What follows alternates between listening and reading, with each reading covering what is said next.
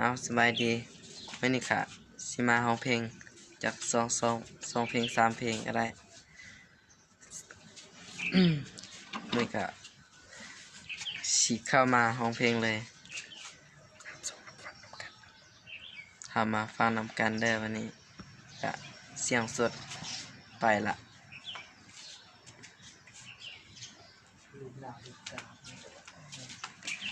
ตั้งแต่มือเฮาอยู่ด้วยกันน้องสำคัญกับอ้ายกว่าไผสัญญากันไว้พร้อมมือได้เฮาสิจัดงานแต่งอ้ายฮักเจ้าฮักแห้งแพงหลายอ้ายยอมตายแทนได้เด้ล่ะบ่เชื่อเลยว่าเฮาสิมาห่างกันก่อนแต่งบอกได้บ่เหตุผลของเจ้าหักสองเฮามันยังขาดบ่อนใดที่อยู่กับอ้ายน้องยานอ้ายพาไปกินเกลืออยู่กันมาเกือบปีอ้ายบ่เคยขัดใจเจ้าวันอาทิตย์วันเสาร์เจ้าอยากไปไสอ้ายตามใจทุกเทื่ออ้ายบ่ดีบ่อนใดคือจังทำให้กันคักแท้หนอหรือเจ้าลิ้นบ่พร้อมยังอยากเป็นโสดบ่พร้อมมีคู่กายเจ้าอยู่กับอ้ายจะอยู่กับไผอ้ายยังบ่ฮู้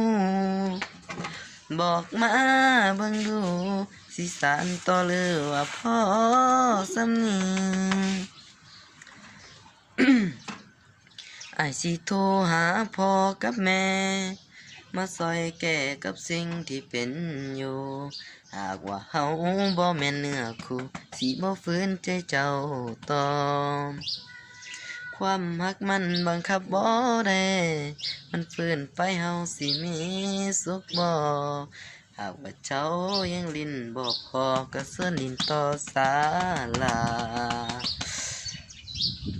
ฮึ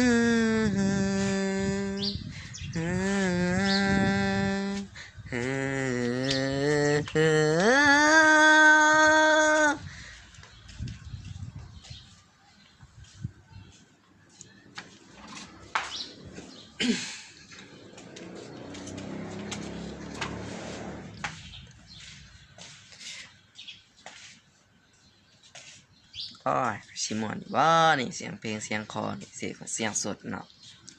อยู่กันมาเกือบปีอ้ายบ่เคยขัดใจเจ้าวันอาทิตย์วันเสาร์เจ้าอยากไปไสอ้ายตามใจทุกเทื่ออ้ายบ่ดีบ่อนใดคือจังทำให้กันคักแท้หนอหรือเจ้าลิ้นบ่พร้อมยังอยากเป็นโสดบ่พร้อมมีคู่กายเจ้าอยู่กับอ้ายจะอยู่กับไผอ้ายยังบ่ฮู้บอกมาเบิ่งดูสิสานต่อหรือว่าพอ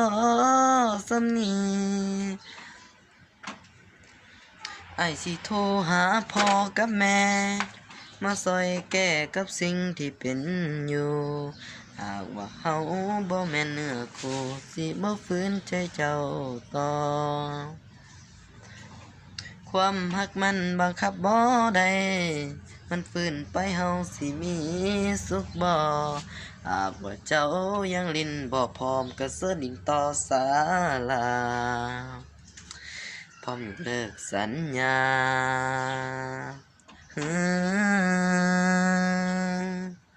พร้อมยกเลิกงานแต่ง